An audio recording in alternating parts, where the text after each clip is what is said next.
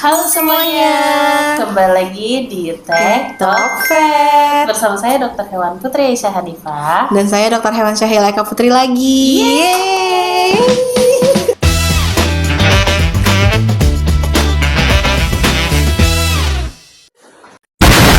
Dok Syahil, gimana kabarnya? Alhamdulillah sangat semangat hari ini, Dok. Oke. Kita mau bahas lagi tentang hewan yang viral dalam 1 tahun belakang. Nah, di 2025 kita sudah punya list. Ada 3 hewan yang masuk kategori ya, Dok ya.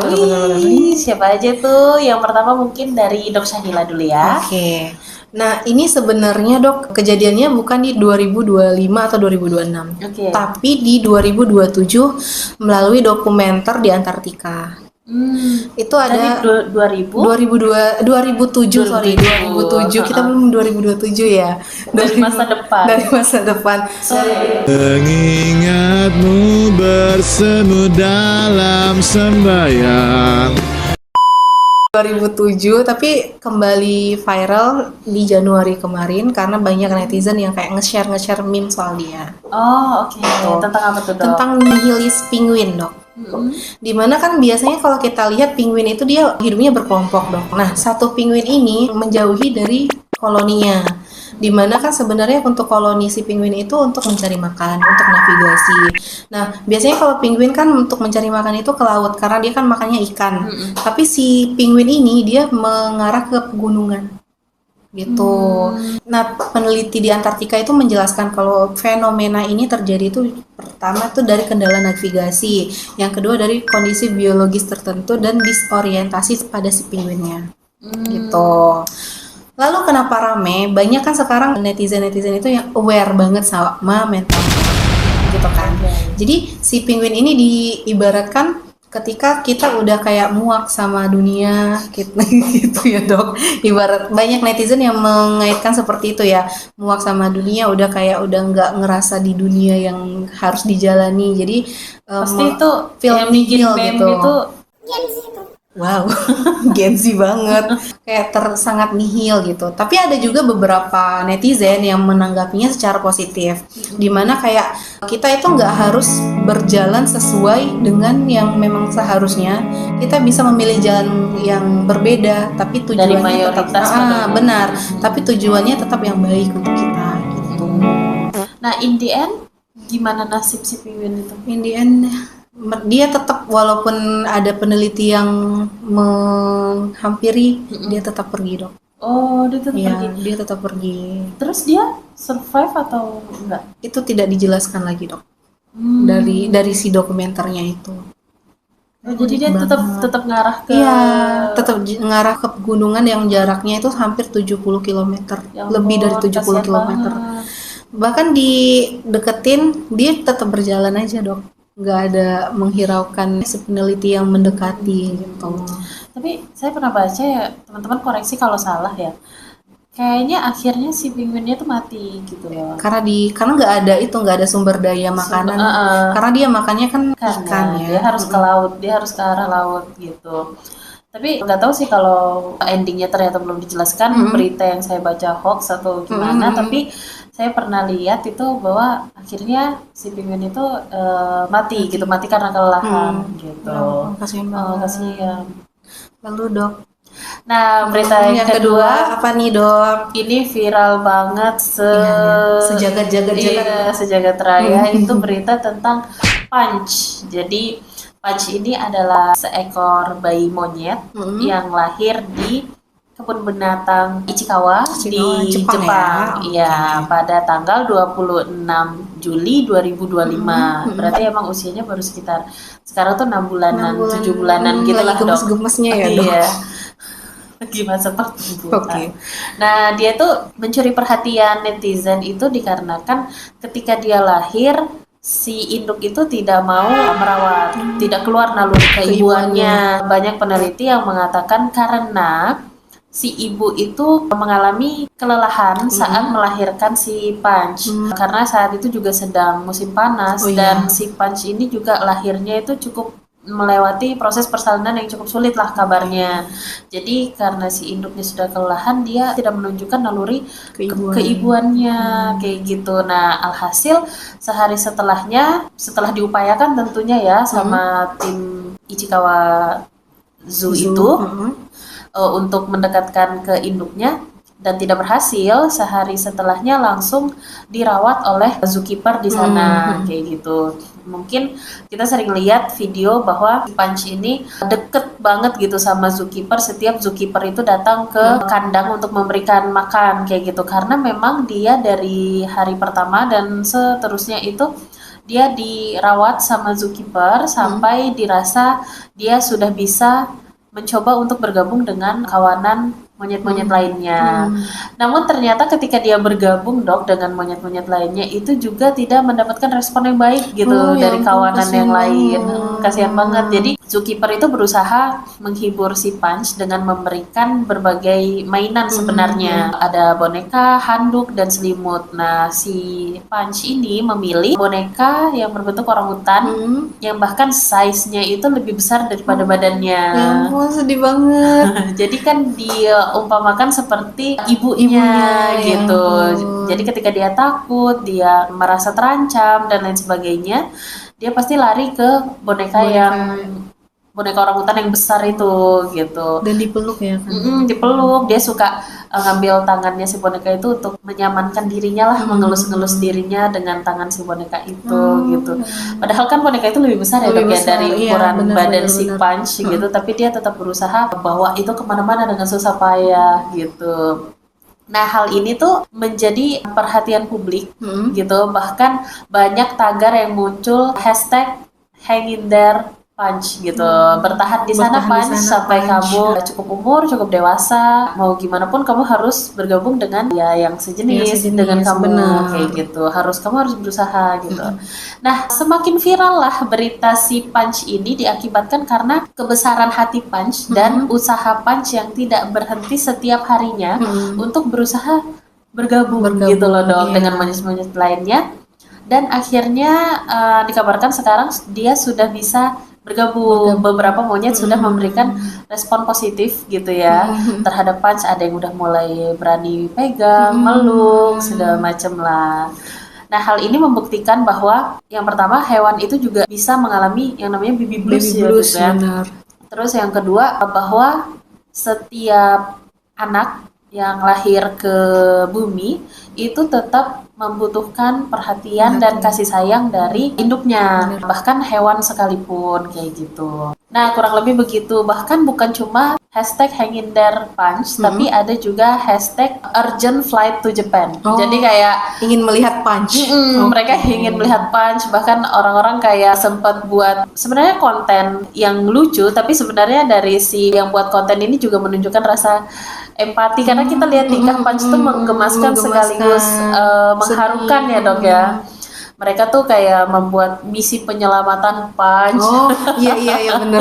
Bercanda seperti itu, padahal ya mau selamatinnya gimana juga kayak gitu. Karena kan kita nggak tega ya ngelihat dia kayak disisihkan gitu loh dari monyet-monyet yang lain kayak gitu. Tapi ya syukurlah dari kebesaran hati Punch sekarang dia sudah diterima sama teman-temannya. Dan kabarnya dia juga punya ibu sambung sekarang Dok. Oh iya benar. Jadi udah ada satu monyet ya Dok ya yang ngerawat dia kayak anaknya sendiri. Udah mulai dibersihkan si Punch-nya, dia juga merasa aman dan nyaman gitu.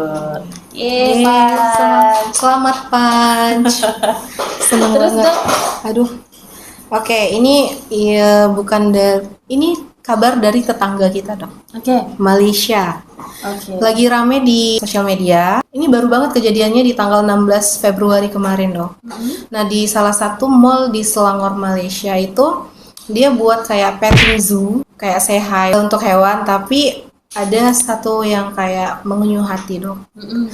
Alpaka dibiarin kayak sendirian di dalam mall, terus tanpa air Dok. Sedih banget. Bukan hanya alpaka aja Dok di situ, tapi ada kapibara juga, ada hewan-hewan yang lain juga dengan kondisi yang cukup mengenaskan.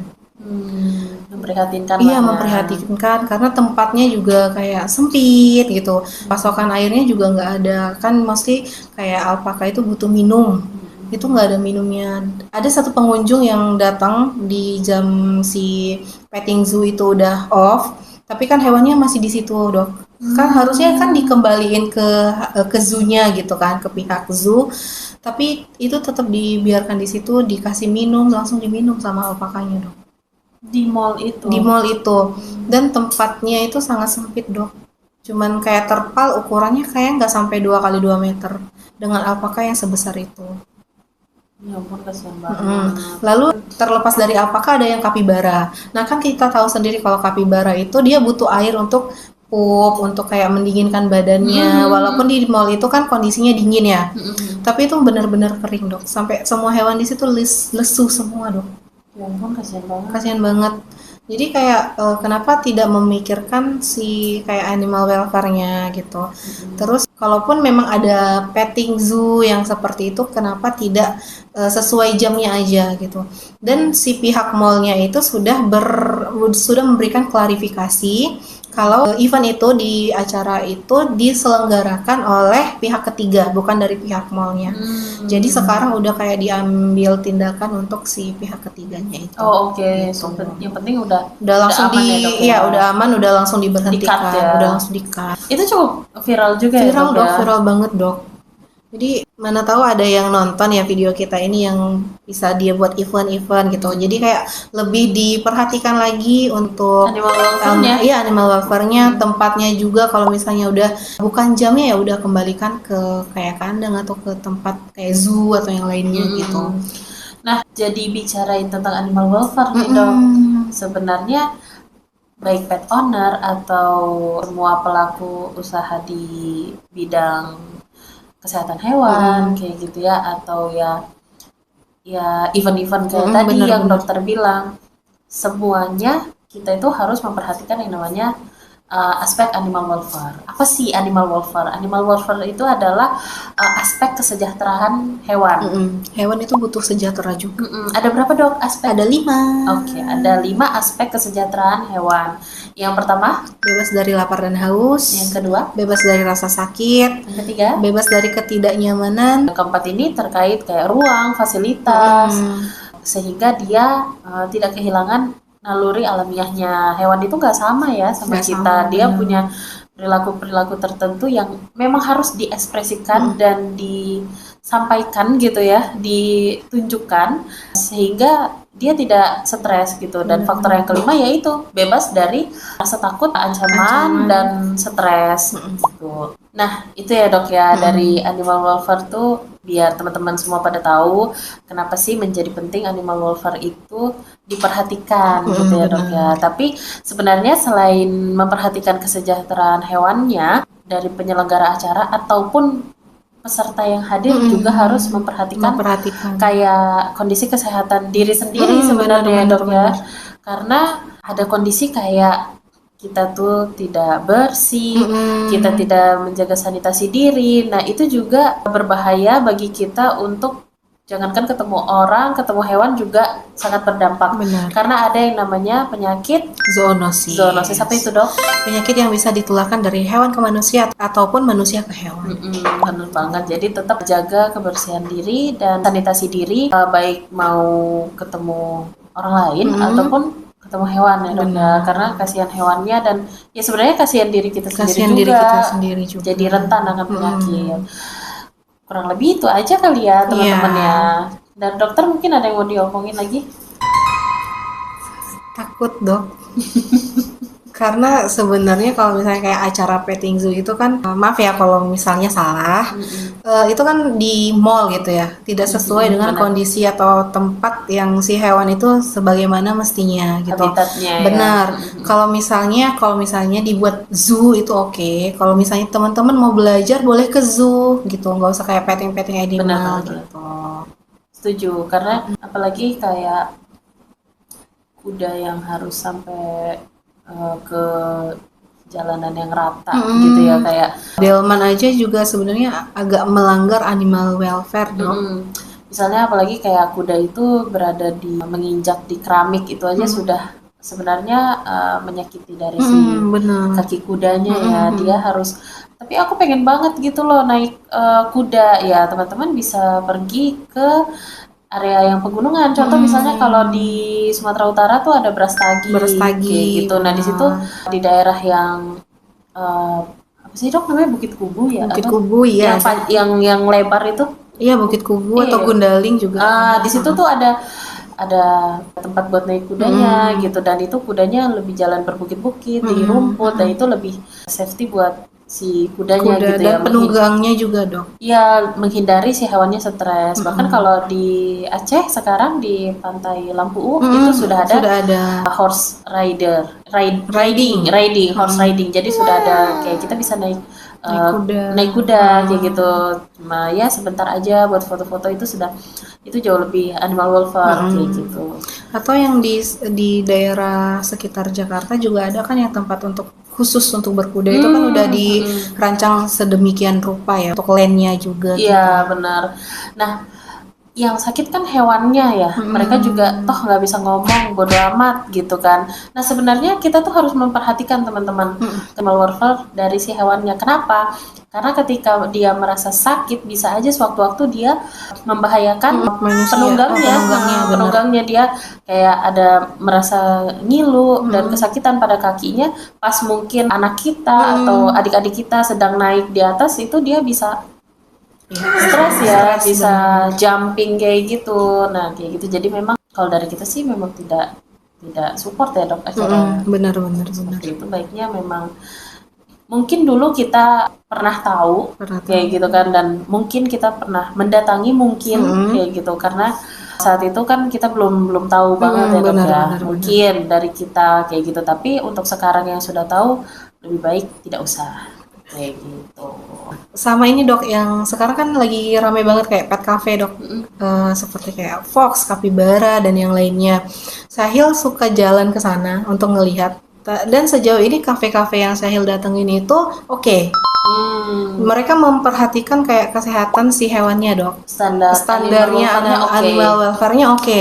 Kayak di dog cafe yang kemarin itu dia oke karena memperhatikan kayak si hewannya ada istirahat, nggak dipaksa untuk benar nggak dipaksa untuk tampil terus, ada schedule-nya. Iya, benar. Dan juga kayak di Capybara Cafe kemarin, dia bukan hanya ada capybara doang dok, tapi ada kayak rubah gitu kan, ada hewan lain, dan itu dia kayak ada jadwalnya. Jadi si hewan itu dibiarkan untuk beristirahat gitu. Dan kalau misalnya si hewannya itu nggak ditarik, nggak harus ke pengunjungnya gitu dok. Jadi oke banget sih.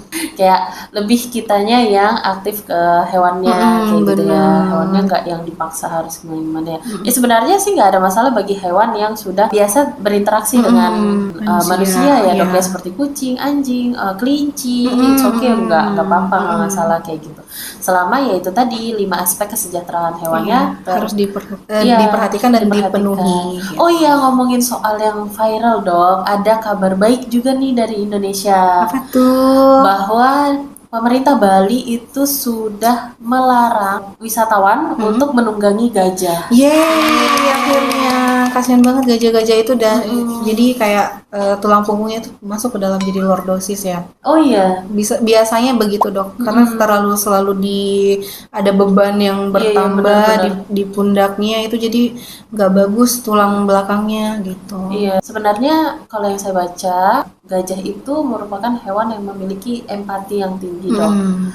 Jadi gajah juga sering dijadikan hewan untuk dilatih dalam sirkus gitu kan. Benar. Ibarat kata kalau di manusia, gajah itu termasuk yang people pleaser, nggak enakan kayak gitu. Jadi itulah kenapa dia yang sering digunakan untuk menarik perhatian wisatawan kayak gitu. Tapi dengan adanya kesadaran ya, mulai ada nih timbul kesadaran dari masyarakat dan pemerintah untuk mencegah kita itu naikin gajah dan segala macam, itu menjadi awal yang baik banget sih buat satwa liar kita di Indonesia. Amin. Semoga seterusnya. Oke, karena sebentar lagi buka puasa, kita rasa ngabuburitnya cukup udah dulu ya dok ya. Mungkin dari dokter ada yang mau Sampaikan?